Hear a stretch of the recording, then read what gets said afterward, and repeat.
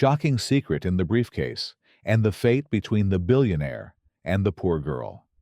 This is a story about the collision of two worlds in Chicago, a billionaire architect haunted by his father's legacy, and a Latina construction worker with a broken dream.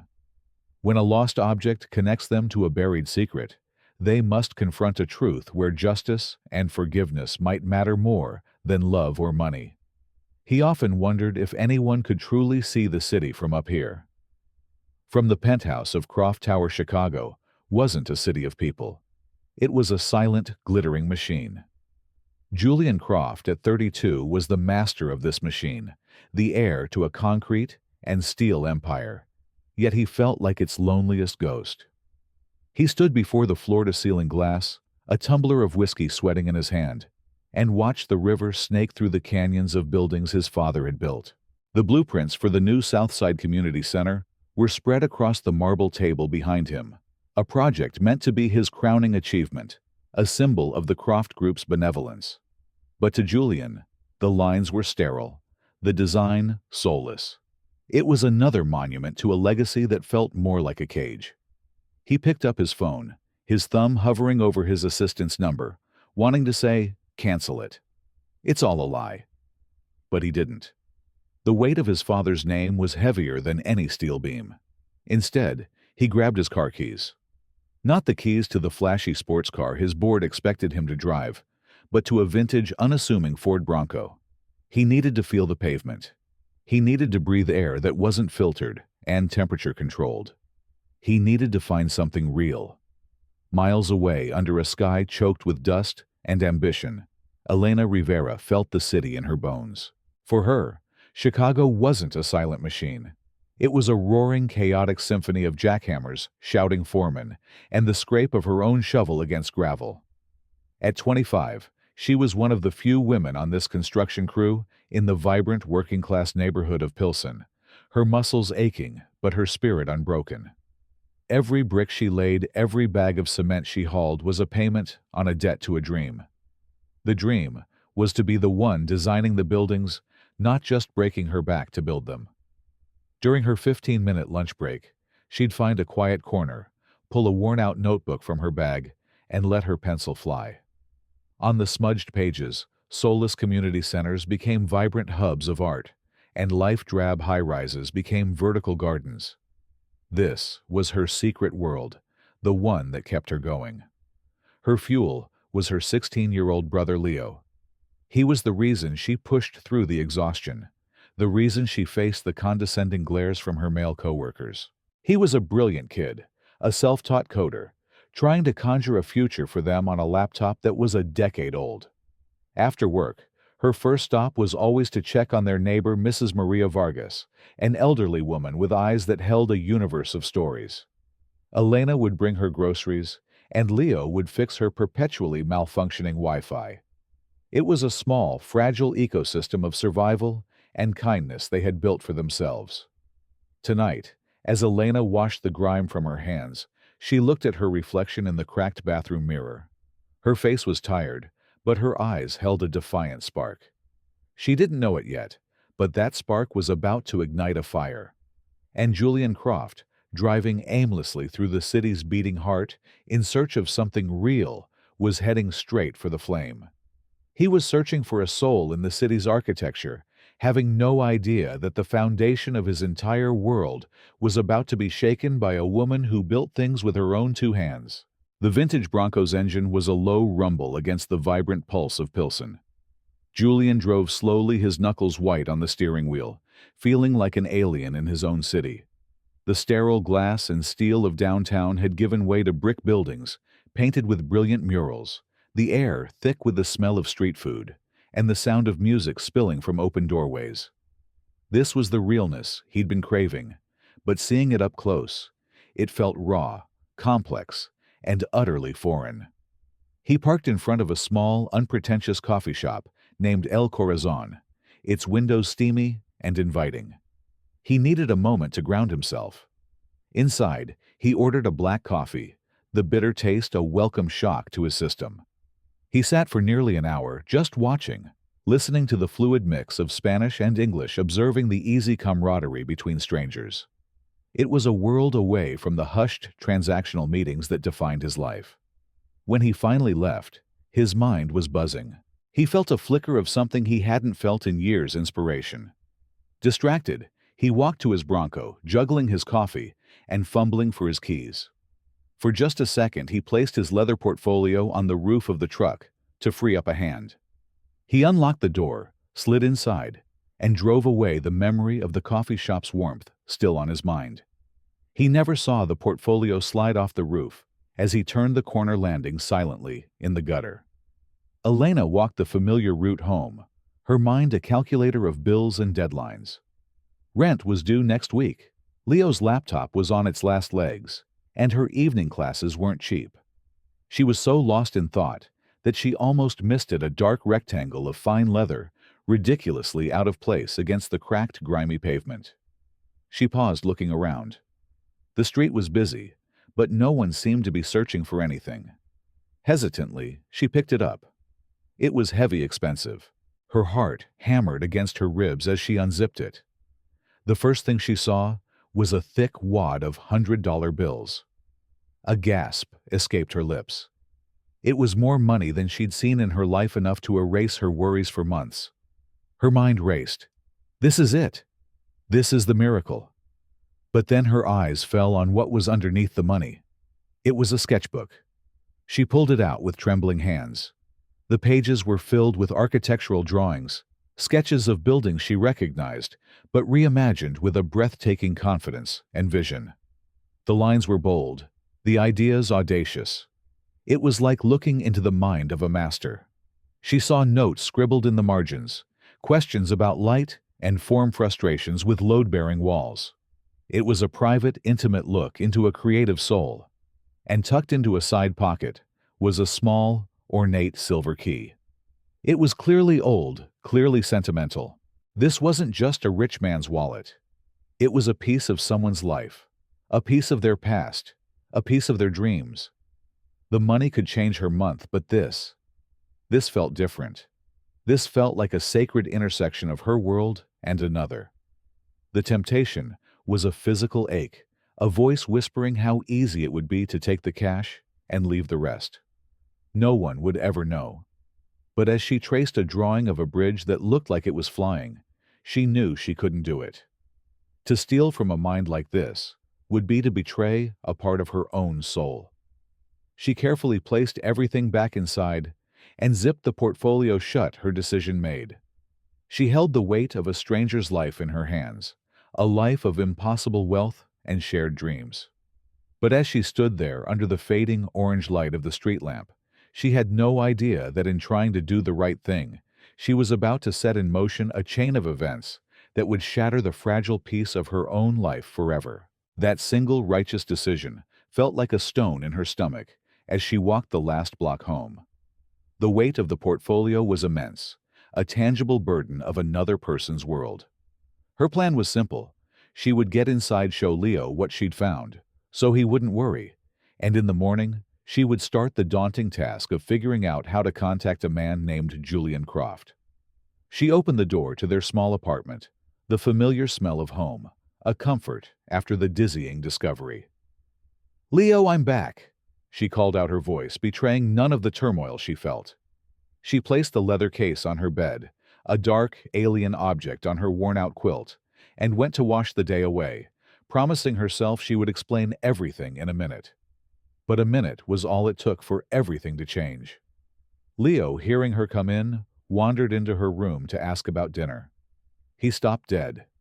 His eyes locked onto the portfolio. It was like seeing a spaceship parked in their living room. It simply didn't belong. He knew his sister knew her pride. She would never own something so luxurious. While the water was running in the bathroom, his 16-year-old curiosity, mixed with a desperate burning desire to help his sister, took over. He crept closer, unzipped it, and his world tilted. He saw the money, of course, and his breath hitched. But it was the platinum business card sitting on top that truly stopped him. Julian Croft, CEO of the Croft Group. The name was legendary in Chicago. Leo's mind, quick and wired for solutions, didn't see a moral dilemma. It saw a strategic opportunity. He thought of Elena, of her tired eyes and calloused hands, of how she always just did the right thing, without ever expecting a reward. He thought, she'll just return this and get a polite nod. But a CEO, a guy like this, doesn't just lose something. This is a test, a chance. In his mind, a heroic narrative bloomed. Leo Rivera would be the one to cleverly negotiate their salvation. He would be the hero for once. He quickly grabbed the card, went to his room, and with a mix of terror and excitement, dialed the number for the Croft Group's main office. A crisp female voice answered. Croft Group. How may I direct your call? Leo's voice cracked as he replied, hi. I need to speak to Mr. Julian Croft. It's personal. The voice on the other end didn't even pause. I'm afraid Mr. Croft isn't available. May I ask the nature of your call? I found something of his, Leo said, trying to sound important. A portfolio. There was a slight, almost imperceptible shift in the assistant's tone. I see. And your name, Leo? Just Leo. The silence that followed felt like an eternity. Leo, the voice said, now coated in a smooth layer of corporate procedure. Our policy for lost items is for them to be delivered to the security desk at the main entrance of Croft Tower for verification and logging. We can't connect you directly. Verification. Logging. The words sounded like accusations. They thought he was a hustler, a nobody trying to get past the gate. The fantasy of being a hero evaporated, replaced by a hot wave of shame and humiliation. He wasn't a player in their game. He was a nuisance. He mumbled a quick, "Never mind," and slammed the phone down, his heart pounding. He had failed. Miserably. He couldn't possibly tell Elena. He ran back to her room, shoved the business card back into the portfolio, and quickly hid the entire thing under his own bed behind a stack of old video games. A moment later, Elena emerged from the bathroom, a towel wrapped around her hair. Ready for dinner? She asked, smiling, completely unaware of the failed heroic mission. He just nodded, his throat tight. The secret was now a physical thing, a ticking time bomb of leather and shame hidden in the heart of their home. And Elena, trusting and tired, had no idea that the call she planned to make would never happen, because a wall of fear had just been built between her and the truth. 2 days passed. For Julian, they were 2 days of simmering frustration. The brief, intoxicating feeling of inspiration he'd found in Pilsen had evaporated, replaced by the familiar hollow ache of loss. His security team, the best in the city, had come up with nothing. No one had tried to use his cards. No one had called. The portfolio had simply vanished. It was the silence that gnawed at him. He couldn't let it go, not the sketches, and especially not the key. On the third morning, he did what he always did. When his professional world failed him, he used his personal power. He called his head of tech. The portfolio I lost, he said, his voice clipped. It has a passive RFID tag in the lining for inventory. I want every scanner we have on the streets. Triangulate a last ping location. Now. Within an hour, he had his answer. A single final ping from a street-level scanner 2 days ago, right on the corner of 18th and Blue Island Avenue, mere feet from the construction site. It was either still there, or someone there had it. Just then, his PR director walked in. Mr. Croft, about the Southside project. We think a site visit to the Pilsen Feeder project this week would be great for optics. Show the community you're hands-on. Julian looked up, a slow, cold smile spreading across his face. Brilliant, Sandra. Set it up for this afternoon. The site was a controlled storm of activity when Julian arrived, flanked by 3 executives in identical dark suits. But Julian wasn't looking at the steel framework or the concrete pour. His eyes scanned the faces under the hard hats, searching for, he didn't know what, a flicker of dishonesty, a sign of sudden wealth. Then he saw her. Elena. She was directing a crane operator with a series of sharp, efficient hand signals, her focus absolute. In the midst of the chaos, she was a point of calm authority. There was no pretense, no wasted motion. She was real. He felt that same jolt of connection he'd felt in the coffee shop. Excusing himself from his entourage, he walked over to her. "You run a tight ship," he said, his voice startling her. She turned, her eyes widening in recognition. It was the man from the news, the man whose name was on the building. "Mr. Croft. We try our best." Her voice was steady despite the surprise. He smiled, a genuine smile this time. "I'm Julian. Listen, I know this is a long shot, but I lost something around here a couple of days ago. A brown leather portfolio. You haven't happened to see it, have you?" Time seemed to stop for Elena. The portfolio. He was here. He was asking her. Her mind flashed to the expensive case sitting on her bedroom floor, or at least where she thought it was. Her immediate gut reaction was to say, "Yes, it's safe at my house." But how would that look? A poor construction worker just happened to have a CEO's portfolio. A knot of confusion and fear tightened in her stomach. What was the right thing to say? Her hesitation was only for a second, but in that second, Julian saw everything he expected to see. He saw her eyes shift. He saw the flicker of what he mistook for guilt. His smile tightened, the genuine warmth instantly extinguished. His cynical world came rushing back in. Of course, she had it, and she was going to deny it. He felt the familiar sting of disappointment. He had allowed himself a moment of hope, and this was the result. "No," Elena finally said, her voice barely a whisper, the single word feeling like a lie, even though she believed it was a temporary one. "No, sir. I haven't seen anything like that." Julian simply nodded, his face an unreadable mask of polite detachment. "All right. Well, thank you for your time."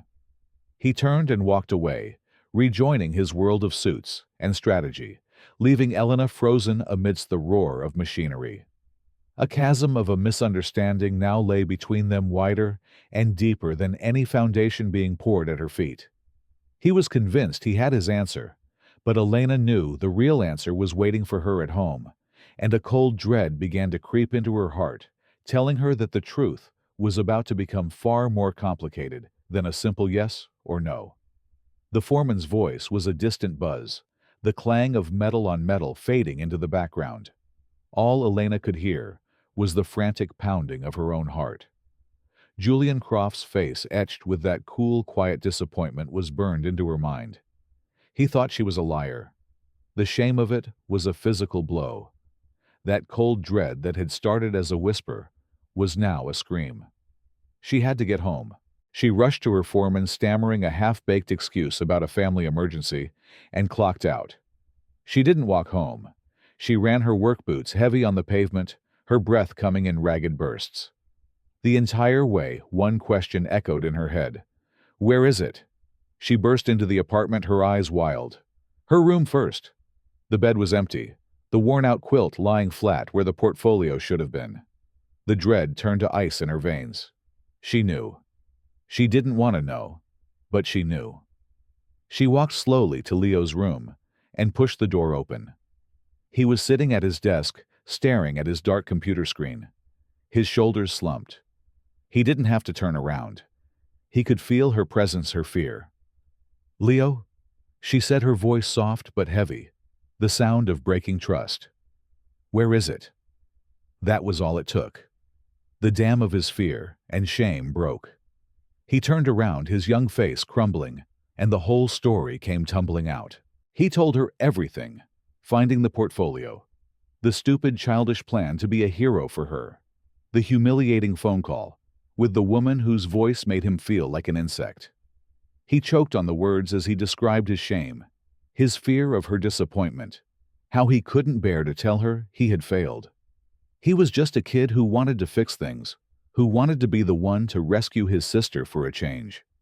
When he finished, he was sobbing, unable to even look at her. Elena stood there for a long moment. The anger she thought she would feel simply wasn't there.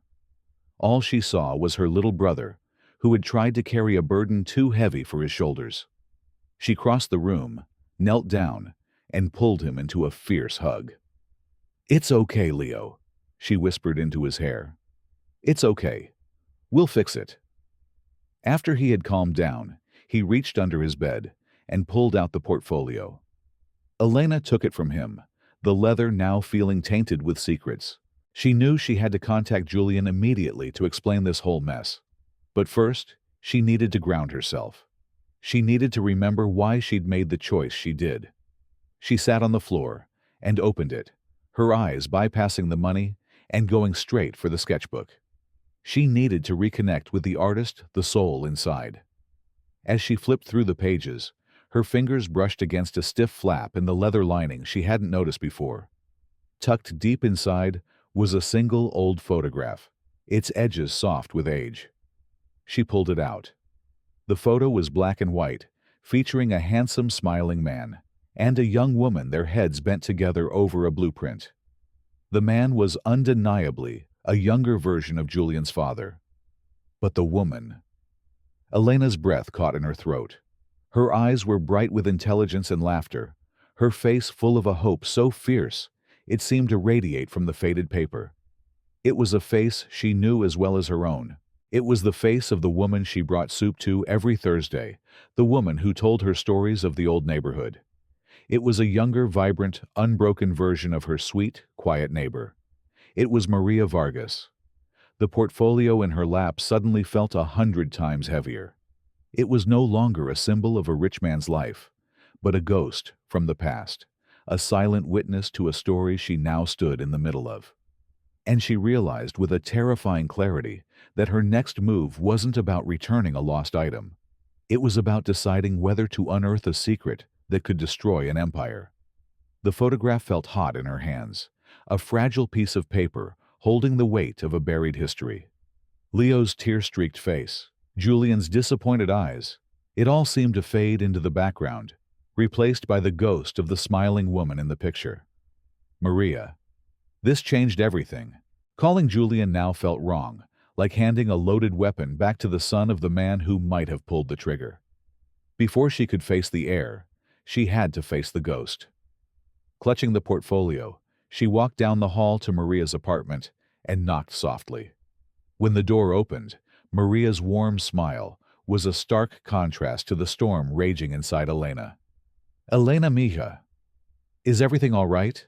Maria asked, her kind eyes immediately sensing the younger woman's distress. Elena couldn't speak. She simply walked inside, sat Maria down at her small kitchen table, and placed the old photograph between them. The moment Maria saw it, her warm smile vanished, replaced by a deep, shuddering intake of breath. The cheerful mask she wore for the world dissolved, and for the first time, Elena saw the brilliant, heartbroken woman who had been hiding underneath for 50 years. And then the story came out. A flood of memories, of dreams of a friendship forged over drafting tables and late-night coffee. She told Elena about a young, ambitious man named Alistair Croft, long before he was a titan, when he was just a partner with a dream as big as hers. It was her design philosophy, her innovative spirit, that had been the soul of their early work. They were a team. But as success drew near, as the first big contract was about to be signed, he had changed. He had used complex legal jargon and predatory clauses she didn't understand to methodically push her out, buying her share of their shared dream for a pittance. He had stolen her legacy, her name, her soul, and built an empire on top of it. He didn't just take the company. Mija Maria whispered, tears finally tracing paths down her wrinkled cheeks. He took my life's work. He buried me. Hearing the raw, unfiltered truth, a cold, hard anger solidified in Elena's chest. This was bigger than a misunderstanding. This was about justice. She knew what she had to do. She took out her phone, her fingers steady, and dialed Julian's number from the business card. He answered on the second ring, his voice wary. "Hello, Julian," she said, her own voice unfamiliar to her, stripped of all its earlier fear. "This is Elena Rivera. I have your portfolio." There was a pause. "Where are you? I'll send a car." "No," Elena cut him off. "You will come to an address in Pilsen, and you will come alone. No assistance, no security. If you want what belongs to you, you will come right now. Just you. An hour later, a cautious Julian Croft knocked on Maria Vargas's door. When Elena let him in, his eyes darted around the small, humble apartment filled with books and memories a world away from his sterile penthouse. He saw Elena, and then he saw the old woman sitting in an armchair watching him with an unnerving calm. "What is this?" he asked, his gaze fixed on Elena. Instead of answering, Elena walked to the kitchen table and laid out the portfolio, opening it to reveal the sketchbook and the old photograph. Julian's eyes widened at the sight of his father, but it was the woman next to him that made him frown in confusion. "Before you take your things," Julian, Elena said softly, "there's someone you need to meet. This is Maria Vargas."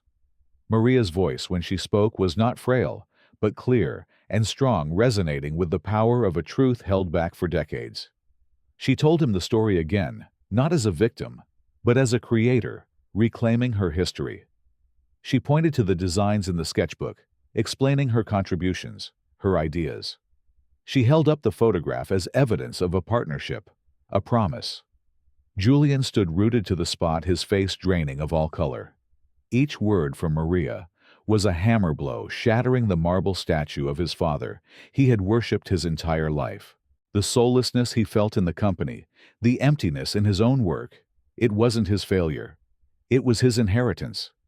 The air in the small room was thick with the weight of a 50-year-old lie. Julian stared from the photograph to Maria's face, the face of a ghost he never knew existed, and for the first time in his life, the heir to the Croft empire was utterly and completely lost. The foundation of his world hadn't just been shaken, it had been pulverized into dust. He left Maria's apartment without another word, the portfolio clutched in his hand like a lead weight. The short walk back to his Bronco felt like traversing a foreign country, and the drive back to his downtown penthouse was a silent, blurry nightmare. The glittering city lights, once a symbol of his family's power, now looked like a constellation of lies. He sat in his vast, empty living room for 3 days, the portfolio lying open on the table, the photograph of his father and Maria staring up at him. Every award, every portrait of his father, every brick and beam of the Croft empire now felt fraudulent. He was the king of a castle built on a foundation of theft and betrayal. He could have buried the secret. It would have been easy. He could have written Maria a check so large she would never have to worry again, and sworn Elena and Leo to silence. He could have preserved the myth of Alistair Croft, but doing so would mean he was truly his father's son. It would mean the emptiness he felt would become his permanent reality. The search for something real had led him here to a truth so ugly it threatened to undo him. And in that moment of crisis, he knew that the only real thing he could do was honor it. On the 4th day, Julian Croft called a press conference. The boardroom was packed, the air buzzing with confusion from the board members and ravenous curiosity from the press. Julian walked to the podium, not as a confident CEO, but as a son burdened with a confession. He didn't read from a script. He spoke from a place of raw, painful honesty. He told them the story of Maria Vargas, the brilliant, forgotten co-founder of the Croft Group. He publicly detailed his father's betrayal, not to vilify him, but to correct the historical record. He announced that the board had, at his insistence, voted to restore Maria's name to their official history and award her a lifetime seat on the board, along with an equity stake that reflected her foundational contribution. The gasps in the room were audible. He was intentionally tarnishing his own company's pristine image, his own family name for the sake of the truth. He was tearing down the old legacy to build a new one. His final act was the most important. He found Elena back at the construction site, which had been temporarily halted. He walked up to her, not as a CEO, but as just a man. "I'm sorry," he said, the words feeling inadequate, but essential. "I came to your neighborhood looking for honesty, and when I found it, I was too blind and cynical to recognize it. You were the realest thing I'd found in years, and I failed the test." He then told her about his plan. He was establishing the Vargas Croft Legacy Foundation, an endowment to fund architectural education for gifted students from underserved communities. "I'd be honored," he said, his voice thick with emotion, "if you would be its first recipient. A full scholarship to any school you choose." He gestured to the half-finished community center. "But I have a condition. This project needs a soul, Elena. It needs your soul. I don't want to hire you. I want to partner with you. Help me redesign it. Help me build something true." Tears welled in Elena's eyes as she looked from his earnest face to the steel skeleton of the building. It was everything she had ever dreamed of, offered not as charity, but as a partnership. She simply nodded, unable to speak. The story didn't end with a kiss or a promise of love. It ended a week later in Julian's office, with the two of them bent over the original blueprints. He handed her a pencil, and with a steady hand, Elena drew the first new line, a graceful sweeping curve that brought light and air into the rigid, soulless design. It was a line of hope. They were not a billionaire and a girl from the neighborhood anymore. They were two architects standing on the shattered foundations of the past, beginning the slow, difficult but beautiful work of building a new legacy together.